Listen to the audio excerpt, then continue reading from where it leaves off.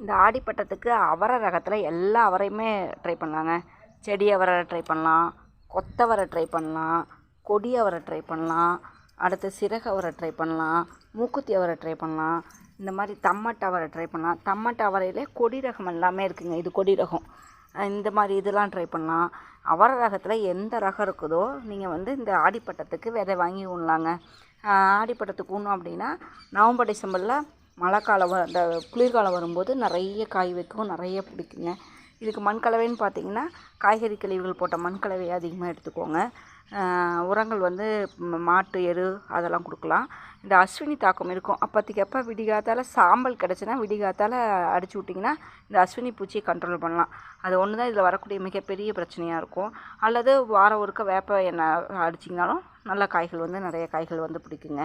இதை வந்து இந்த ஆடிப்பட்டத்துக்கு ட்ரை பண்ணி பாருங்கள். எல்லா அவரையுமே ட்ரை பண்ணலாங்க. டமாட்டா அவரை எல்லா அவரையுமே ட்ரை பண்ணலாம். ட்ரை பண்ணி பாருங்கள். நன்றிங்க.